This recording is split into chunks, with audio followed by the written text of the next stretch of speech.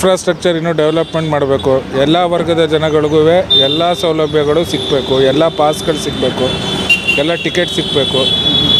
ಇನ್ನೂ ತುಂಬ ಚೆನ್ನಾಗಿ ಮಾಡ್ಬೋದು. ಇನ್ನೂ ಲೈಟಿಂಗ್ಸಿಂದ ಹಿಡ್ದು ಫುಡ್ ಝೋನಿಂದ ಹಿಡ್ದು ಪಾಸಸ್ ಸಿಗೋದು, ಟಿಕೆಟ್ ಸಿಗೋದು, ವ್ಯವಸ್ಥೆ, ಟ್ರಾಫಿಕ್ ಕಂಟ್ರೋಲ್ ಮಾಡೋದು ಅದೆಲ್ಲ ಚೇಂಜ್ ಮಾಡಬೇಕು. ಒನ್ ವೇಗಳು ಮಾಡಬೇಕು, ಟೈಮಿಂಗ್ಸ್ಗಳು ಚೇಂಜ್ ಮಾಡಬೇಕು, ಟ್ರಾಫಿಕ್ ಕಂಟ್ರೋಲ್ ಮಾಡಬೇಕು. ಪೊಲೀಸವ್ರಿಗೂ ತೊಂದರೆ ಆಗುತ್ತೆ, ಎಲ್ಲರಿಗೂ ಸಹಕಾರ ಆಗೋ ರೀತಿ ಮಾಡಬೇಕು. ಎಲ್ಲ ವರ್ಗದ ಜನ ಚಿಕ್ಕ ವಯಸ್ಸಲ್ಲಿ ನೋಡಿದ ದಸರಾಗೂ ಈಗಲೂ ಕಂಪೇರ್ ಮಾಡೋಕ್ಕೆ ಆಗಲ್ಲ. ಕೇಳಲೇ ಬಿಡಿ, ಹೇಗಿದೆ? ಆಗ ಚೆನ್ನಾಗಿತ್ತು, ಈಗ ಚೆನ್ನಾಗಿಲ್ಲ. ಹೇಗಿತ್ತು, ಈಗ ಹೇಗಿದೆ? ಮೇಂಟೈನ್ ಮಾಡಬೇಕು. ಸರ್ಕಾರ ಆಗಿರೋರು ಎಲ್ಲ ವರ್ಗದ ಜನಗಳ ಹಿತದೃಷ್ಟಿಯಿಂದ ನೋಡಿ ಎಲ್ಲರೂ ನೋಡೋಕ್ಕೆ ಅನುಕೂಲ ಆಗೋ ಥರ ಮಾಡಬೇಕು. ಸರ್, ಮೊದಲು ದಸರಾ ಉದ್ಘಾಟನೆ, ದಸರಾ ಪ್ರಾರಂಭ ಹೇಗೆಲ್ಲ ಸಂಭ್ರಮ ಸಡಗರ ಹೇಗಿತ್ತು? ಆಗಲೂ ರಾಜಕೀಯ ಇತ್ತ ನೀವು ನಂದು ಚಿತ್ರದಲ್ಲಿ? ದಸರಾ ಸಂಭ್ರಮದಲ್ಲಿ ರಾಜಕೀಯ ಇತ್ತ? ದಸರಾ ಸಂಭ್ರಮದಲ್ಲಿ ರಾಜಕೀಯ ಇರಲ್ಲ, ಈಗ ಮಾಡ್ಕೊಂಡಿದ್ದಾರೆ. ಮೈಸೂರು, ನೀವು ಸ್ಥಳೀಯರು, ಇಲ್ಲೇ ಮೈಸೂರವರು, ಅರಮನೆ ಪಕ್ಕದಲ್ಲೇ ಇದೆ, 100 ಮೀಟ್ರಷ್ಟು. ಹೇಗಿದೆ ಅರಮನೆ ವಾತಾವರಣ? ಇನ್ನೂ ಚೆನ್ನಾಗಿ ಮಾಡಬೇಕು. ನೀವು ದಸರಾ ಅಂತ ನೋಡೋದಾದರೆ ಇದು ನೀವು ಹೇಳೋದು ನಾಡ ಹಬ್ಬ ಅಂತ, ಆದರೆ ಇದು ವಿಶ್ವವಿಖ್ಯಾತಿ ದಸರಾ. ನಿಮಗೆ ಪ್ರಪಂಚದ ಮೂಲೆ ಮೂಲೆಯಿಂದಲೂ ಬರ್ತಾರೆ, ಭಾರತದ ಎಲ್ಲ ರಾಜ್ಯಗಳಿಂದಲೂ ಬರ್ತಾರೆ, ಕರ್ನಾಟಕದ ಎಲ್ಲ ಜಿಲ್ಲೆಗಳಿಂದಲೂ ಬರ್ತಾರೆ, ಪ್ರಪಂಚದ ಎಲ್ಲ ಇಲ್ಲಿಂದಲೂ ಬರ್ತಾರೆ.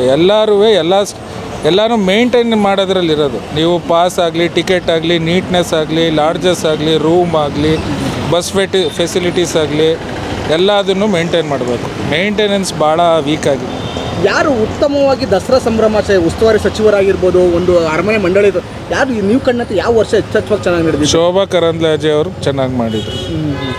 ಲೈಟಿಂಗ್ಸಿಂದ ಹಿಡಿದು, ಫುಡ್ ಅರೇಂಜ್ಮೆಂಟ್ಸಿಂದ ಹಿಡಿದು, ಕಾವ್ಯ ದಸರಾ ಚಲನಚಿತ್ರೋತ್ಸವ ಎಲ್ಲ ಇನ್ಫ್ರಾಸ್ಟ್ರಕ್ಚರು ಶೋಭಾ ಕರಂದ್ಲಾಜೆ ಅವ್ರ ಪೀರಿಯಡಲ್ಲಿ ಚೆನ್ನಾಗಿ ಬಂತು. ಈಗ ಕಳೆದ ಬಾರಿ ಪ್ರತಾಪ್ ಸಿಂಹ MP, ಈ ಬಾರಿ ಯದುವೀರ್ ಅವರು ರಾಜ್ಯ MP ಆಗಿದ್ದಾರೆ. ಈ ಸಲನೂ ಹೋದ ಕಳೆದ ಬಾರಿ ದಸರಾ ಈ ಥರ ಡಿಫ್ರೆಂಟ್ ಇದೆ.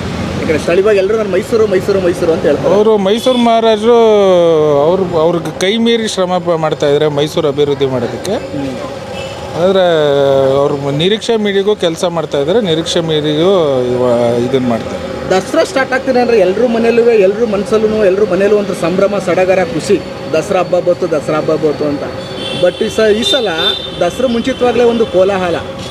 ಬಾನು ಮುಷ್ತಾಕ್ ದಸರಾ ಏನು ಉದ್ಘಾಟನೆ ಮಾಡಬೇಕು, ಯಾಕೆ ಮಾಡಬೇಕು ಅನ್ನೋದನ್ನು ಗೊತ್ತು. ನೀವು ಮೈಸೂರವ್ರಾಗ ಏನು ಹೇಳ್ತೀರಾ ಈ ವಿಚಾರವಾಗಿ? ಬಾನು ಮುಷ್ತಾಕ್ ಅವರು ದಸರಾ ಉದ್ಘಾಟನೆ ಮಾಡೋದು ಸಮಸ್ಯೆ ಅಲ್ಲ. ಅವರು ಒಬ್ಬರು ಕನ್ನಡಿಗರು, ಅವರು ಒಬ್ಬರು ಲೇಖಕರು, ಆ ವಿಚಾರವಾಗಿ ಏನೂ ಇಲ್ಲ. ಅದನ್ನು ರಾಜಕೀಯ ಮಾಡ್ಕೊಳ್ಳೋದು ತಪ್ಪು. ವ್ಯಕ್ತಿಗತವಾಗಿ ನಿಸಾರ್ ಅಹಮದ್ ಅವರು ಓಪನ್ ಮಾಡ್ಬೋದು, ಎಲ್ಲರೂ ಅದು ಮುಸ್ಲಿಮ್ ಅನ್ನೋ ಪ್ರಶ್ನೆ ತಪ್ಪು. ಬಟ್ ಮಾಡಿಸ್ಬೇಕಾಗಿರೋದನ್ನು ಇನ್ನೂ ಒಳ್ಳೆಯವ್ರ ಕೈಲಿ ಮಾಡಿಸ್ಬೇಕಾಗಿರೋದು ಅನ್ನೋದು ಸರಿ. ನಮ್ಮ ಕನ್ನಡದಲ್ಲೂ ಜವಾಗಲ್ ಶ್ರೀನಾಥ್ ಇದ್ದರು, ಕವಿಗಳಿದ್ದರು, ಬಿಸ್ನೆಸ್ ಮ್ಯಾನ್ಸ್ ಇದ್ದರು, ನಿಮಗೆ ಇನ್ಫೋಸಿಸ್ ನಾರಾಯಣ ಮೂರ್ತಿ ಅವರಿದ್ದರು. ವ್ಯಕ್ತಿಗತವಾಗಿ ಕವಿಗಳಿದ್ದಾರೆ, ಸ್ಪೋರ್ಟ್ಸ್ ಪರ್ಸನ್ ಇದ್ದಾರೆ, ಬಿಸ್ನೆಸ್ ಮ್ಯಾನ್ಗಳಿದ್ದಾರೆ, ವರ್ಲ್ಡ್ ಫೇಮಸ್ ಐಕಾನ್ಗಳಿದ್ದಾರೆ. ಅವ್ರ ಕೈಲೂ ಮಾಡಿಸ್ಬೋದಿತ್ತು, ಅದು ನಿಜನೇ ತಾನೇ. ಬಟ್ ಅಲ್ಲ, ನೀವು ಸ್ಥಳೀಯರಾಗಿ ಬಾನು ಮುಷ್ತಾಕ್ ಮಾಡಬೇಕಾಗಿದ್ದು ಸರಿನಾ ತಪ್ಪ? ಸರಿ ತಪ್ಪು ಅಂತ ಬರೋಲ್ಲ, ಮಾಡ್ಸೋಕ್ಕೆ ಇನ್ನೂ ಅವಕಾಶಗಳಿತ್ತು. ಮೈಸೂರವರೇ ನಿಮಗೆ ಇದ್ದಾರೆ ಅಲ್ವಾ, ಮೈಸೂರಲ್ಲೇ ನಿಮಗೆ ವಿಶ್ವವಿಖ್ಯಾತಿ ಪಡೆದಿರೋರಿಲ್ವಾ, ಕವಿಗಳಿಲ್ವಾ? ಯಾರ್ಯಾರಿದ್ದಾರೆ ಮೈಸೂರಲ್ಲಿ ನಿಮಗೆ ವಿಶ್ವವಿಖ್ಯಾತಿ ಪಡೆದಿರೋರು ಕವಿಗಳಿಲ್ವಾ, ಸ್ಪೋರ್ಟ್ಸ್ ಪರ್ಸನ್ಗಳಿಲ್ವಾ, ಚಲನಚಿತ್ರ ನಟರಿಲ್ವಾ? ಮೈಸೂರಿಂದ ಹೋಗಿ ಹೊರಗಡೆ ದೇಶದಲ್ಲೆಲ್ಲ ಫೇಮಸ್ ಆಗಿರೋರು ಇಲ್ವಾ? ಮಾಡಿಸ್ಬೋದಿತ್ತಲ್ಲ. ಈ ವಿಚಾರವಾಗಿ ನಿಮ್ಮ ದೃಷ್ಟಿಕೋನದ ಮೇಲೆ ನಿಮ್ಮ ಅಭಿಪ್ರಾಯ ಸಂಗ್ರಹಿತವಾಗಿ. ಈ ಇದರಲ್ಲಿ ಮಾಜಿ ಸಂಸದ ಪ್ರತಾಪ್ ಸಿಂಹ ಅವರು ಹೈಕೋರ್ಟು, ಸುಪ್ರೀಂ ಕೋರ್ಟ್ ಎಲ್ಲ ತಿರುಗಾಡಿದ್ರು, ಅದ್ರ ಬಗ್ಗೆ ಏನು ಹೇಳ್ತೀರಾ? ದಸರಾ ಅದು ರಾಜಕೀಯ ದೃಷ್ಟಿಕೋನ. ರಾಜಕೀಯ ಮೈಸೂರು ಅಂದರೆ ಸಾಂಸ್ಕೃತಿಕ ನಗರಿ, ಒಂದು ಸಾಂಸ್ಕೃತಿಕ ನಗರಿ. ಹೌದು, ಯಾಕಂದರೆ ಮೈಸೂರು ಅನ್ನೋದು ವಿದೇಶದಲ್ಲೂ ಕೂಡ ಒಂದು ಸದ್ದು ಮಾಡುತ್ತೆ. ಇದೊಂದು ನಿಮ್ಮ ಮೈಸೂರಿನಲ್ಲಿ ಹುಟ್ಟಿ ಬೆಳೆದು ನಿಮ್ಮ ಮೈಸೂರಿನಿಂದ ಹೊರ ಹೋಗಿ ನಿಮ್ಮ ಮೈಸೂರಿನಿಂದ ಪ್ರಸಿದ್ಧಿಯಾಗಿರೋರ ಕೈಲಿ ಮೈಸೂರಿನ, ಅದು ಮುಸ್ಲಿಮರು ಆಗಿರ್ಬೋದು, ಕ್ರಿಶ್ಚಿಯನ್ನರು ಆಗಿರ್ಬೋದು, ಯಾವುದೇ ಧರ್ಮದವರಾಗಿರೋ ಆಗಿರ್ಬೋದು, ಮೈಸೂರಲ್ಲಿ ಬೆಳೆದು ಪ್ರಸಿದ್ಧಿ ಹೊಂದಿ ಮೈಸೂರಿನ ದಸರಾ ಉದ್ಘಾಟನೆ ಮಾಡಿಸೋದು ಅರ್ಥಪೂರ್ಣ. ಮಾಡಿಸ್ಬೇಕು ಅನ್ನೋದು. ಮೈಸೂರಲ್ಲಿ ಹುಟ್ಟಿ ಬೆಳೆದು ಮೈಸೂರಿನಿಂದ ಪ್ರಸಿದ್ಧಿಯಾಗಿರೋರ ಕೈಲಿ ದಸರಾ ಉದ್ಘಾಟನೆ ಮಾಡಿಸುವುದು ಅರ್ಥಪೂರ್ಣ. ಕಳೆದ ಬಾರಿ ಮಾಡ್ಬೋದು. ಆಷಾಢ ಮಾಸದಲ್ಲೂ ಕೂಡ ತಾಯಿ ಚಾಮುಂಡೇಶ್ವರಿ ನೋಡಕ್ಕೆ ಅಲ್ಲೂ ರಾಜಕೀಯ ಆಯಿತು, ಸರಿಯಾಗಿ ಸ್ಥಳೀಯರನ್ನೇ ಬಿಡಲಿಲ್ಲ, ಮೈಸೂರನ್ನೇ ಬೆಟ್ಟದ ಮೇಲೆ ಬಿಡಲಿಲ್ಲ ಅನ್ನೋದು. ರಾಜಕೀಯ ಅಂದ್ರೇ ರಾವಣ, ಜರಾಸಂಧ, ಕೀಚಕ, ಯಮ. ಇದು ಕಲೆ, ಇದು ನಾಡ ಹಬ್ಬ. ರಾಜಕೀಯ ಮಾಡೋದಕ್ಕೆ 365 ದಿನ ಇರುತ್ತೆ. ಇದು ನಾಡ ಹಬ್ಬ. BJP, ಕಾಂಗ್ರೆಸ್ಸು, JDS ಎಲ್ಲ ಬೇಕಾಗಿತ್ತು. ಅದು ಮಾಡ್ಬೇಕಾದ್ರೆ ಅದೆಲ್ಲ ಮರ್ತಿ ನಾಡ ಹಬ್ಬಕ್ಕೋಸ್ಕರ ಮೈಸೂರನ್ನ ನೋಡೋದಕ್ಕೆ, ಅದು ಎಕ್ಸ್ಪೆಷಲಿ ದಸರಾ ನೋಡೋದಕ್ಕೆ ಬೇರೆ ಬೇರೆ ದೇಶದಿಂದ ಬರ್ತಾರೆ, ಬೇರೆ ಬೇರೆ ನೀವು ಇನ್ಫ್ರಾಸ್ಟ್ರಕ್ಚರು ಸರ್ಕಾರದ ಕೈಲಿರುತ್ತೆ, ಲೋಕಲ್ ಆಡಳಿತದ ಕೈಲಿರುತ್ತೆ. ಇದನ್ನು ನೀವು ಇನ್ನೂ ಚೆನ್ನಾಗಿ ಮಾಡಬೇಕು, ಮಾಡ್ಬೋದು. ಇದು ಕಲೆ ನಗರಿ, ಇದು ನಿಮಗೆ ಒಂದು ಟೂರಿಸಮ್ ಸ್ಪಾಟು ಮೈಸೂರು. ನೀವು ಇದನ್ನದು ಇನ್ಫ್ರಾಸ್ಟ್ರಕ್ಚರಲ್ಲಿ ದಸರಾ ತೊಗೊಂಡ್ರೆ, ಇದೇ ನೀವು ಕಲ್ಕತ್ತಾಗೆ ಅಂಥ ಕಡೆ ನಿಮಗೆ ನವರಾತ್ರಿ ಆಡಳಿತ ಕೊಟ್ಟರೆ, ಇಲ್ಲಿ ಇರೋ ಇದಕ್ಕೇನೆ ನೀವು ಇನ್ನೂ ಚೆನ್ನಾಗಿ ಮಾಡಿ ತೋರಿಸ್ತಾರೆ. ಇದೇ ದುಡ್ಡಲ್ಲಿ ಮಾಡಿ ತೋರಿಸ್ಬೋದು. ಏನಕ್ಕೆ ಇವ್ರು ಯಾಕೆ ಮಾಡೋಕ್ಕಾಗ್ತಾಯಿಲ್ಲ? ದಸರಾ ನೀವು ಆಹಾರ ದಸರಾ ಮಾಡ್ತೀರಾ, ಆಹಾರ ಮೇಳ ಮಾಡ್ತೀರಾ, ಅಲ್ಲಿ ನೀಟ್ನೆಸ್ ಕೊಡಬೇಕು, ಅಲ್ಲಿ ಜನಗಳಿಗೆ ಸ್ಟಾಲ್ಗೆ ತೆರೆಯೋದಕ್ಕೆ ಅವಕಾಶ ಕೊಡಬೇಕು, ಕವಿಗೋಷ್ಠಿ ಮಾಡ್ತೀರಾ, ಚಲನಚಿತ್ರೋತ್ಸವ ಮಾಡ್ತೀರಾ. Infrastructure maintenance is very important. Sir, ಇನ್ನೊಂದು ಆಹಾರ ಮೇಳದಲ್ಲಿ ಇಲ್ಲಿನ ಸಂಸ್ಕೃತಿ, ಇಲ್ಲಿನ ಪರಂಪರೆ ಆಹಾರನ ದೃಷ್ಟಿಕೋನಾಗಿ ಜನರು ಪರಿಚಯ ಮಾಡಿಸ್ಬೇಕು. ಚೈನೀಸು, ಬೇರೆ ಬೇರೆ ಭಾಷೆದು, ಬೇರೆ ಬೇರೆ ದೇಶದ್ದೆಲ್ಲ ಫುಡ್ ಆಹಾರ ಮೇಳದಲ್ಲಿ ಬೇಕಾ? ಕಲೆ ಕಮರ್ಷಿಯಲ್ ಆದರೆ ಹಿಂಗಾಗತ್ತೆ. ಕಲೆ ಆಗಿರಬೇಕು. ಕಲೆ ಕಮರ್ಷಿಯಲ್ ಆದರೆ ಹಿಂಗಾಗುತ್ತೆ. ಮೈಸೂರಲ್ಲೇ ಮೈಸೂರು ಖಾದ್ಯಗಳನ್ನೇ ತೋರಿಸ್ಬೋದು, ಮೈಸೂರು ಆಹಾರ ಮೇಳನೇ ಮಾಡ್ಬೋದು. ಇವಾಗ ಕೇಳ್ತಾ ಇದ್ರಿ ಎಲ್ಲಿ ಮೈಸೂರು ಪಾಕ್ ಚೆನ್ನಾಗಿ ಸಿಗುತ್ತೆ ಅಂತ. ನಾವು ಹೇಳ್ತಾ ಇದ್ವಿ ಗುರು ಸ್ವೀಟಲ್ಲಿ ಸಿಗುತ್ತೆ, ಇಂಥ ಕಡೆ ಸಿಗುತ್ತೆ ಅಂತ. ಅದನ್ನು ಆ ದೃಷ್ಟಿಕೋನದಲ್ಲಿ ಆಹಾರ ಮೇಳ ಮಾಡಿದ್ರೆ, ಬರೀ ಕರ್ನಾಟಕದ್ದೇ ನೀವು ಆಹಾರ ಮೇಳ ಮಾಡಿಸಿದ್ರೆ, ವೆಜ್ಜು ನಾನ್ ವೆಜ್ ಎಲ್ಲ ಮಾಡಿದ್ರೆ, ಕರ್ನಾಟಕದವರು ಕರ್ನಾಟಕದಲ್ಲಿ ತಯಾರಾಗಿ ಕರ್ನಾಟಕದೇ ಸ್ಪೆಷಾಲಿಟಿ ಮಾಡಿದ್ರೆ ಬೇಕಾದಷ್ಟು ಇರುತ್ತೆ. ಸರ್, ಇನ್ನೊಂದು ದಸರಾ ವೀಕ್ಷಣೆಗೆ ಪಾಸ್ ಅಂತ ಮಾಡಿದ್ದಾರೆ. ಅದರಲ್ಲೂ ಪಾಸ್ ಅಂತೂ ಒಂದು ಸಾಮಾನ್ಯ ವ್ಯಕ್ತಿ ಒಂದು ದಿನಕ್ಕೆ 1000 ರೂಪಾಯಿ ಇರುತ್ತೆ. 1000 ರೂಪಾಯಿ ದುಡಿತಾನೆ ಅಂದರೆ ಗೋಲ್ಡನ್ ಪಾಸ್ 6,500 ಈ ಥರ ಇರುತ್ತೆ. ಪಾಸ್ಗಳ ವ್ಯವಸ್ಥೆ 1000 ರೂಪಾಯಿ ಅಂತ ಎಚ್ಚೆತ್ತವಾಗಿದೆ.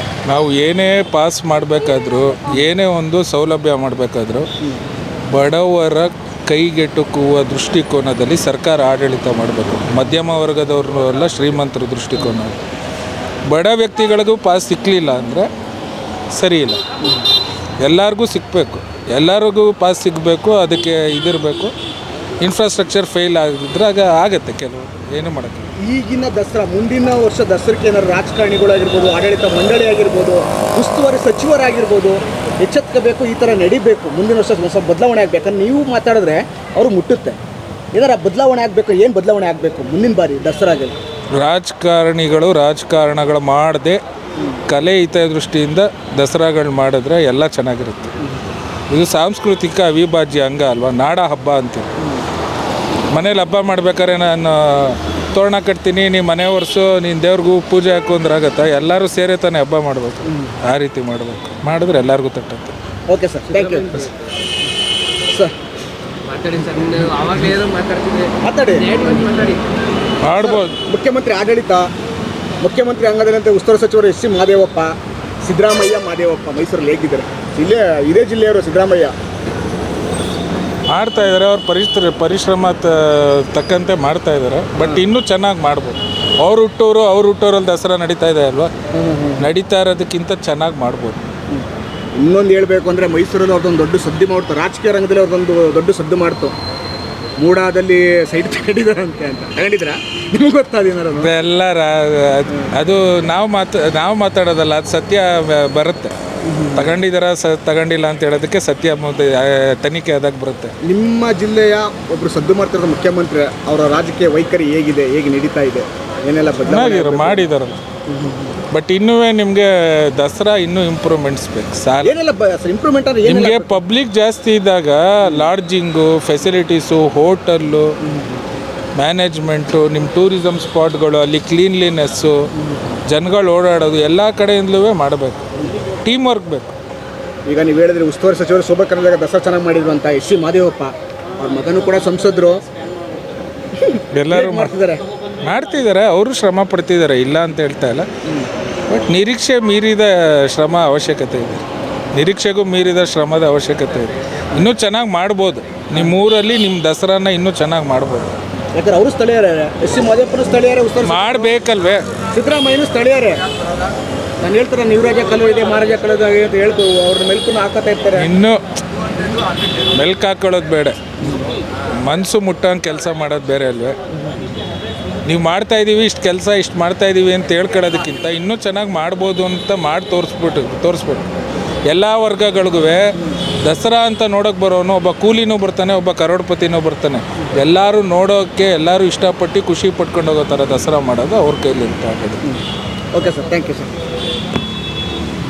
ಹೆಚ್ಚಿನ ವಿಡಿಯೋಗಳಿಗೆ ಪ್ರತಿಧ್ವನಿ ಯೂಟ್ಯೂಬ್ ಚಾನೆಲ್ ಸಬ್ಸ್ಕ್ರೈಬ್ ಮಾಡಿ, ಬೆಲ್ ಐಕಾನ್ ಕ್ಲಿಕ್ ಮಾಡಿ.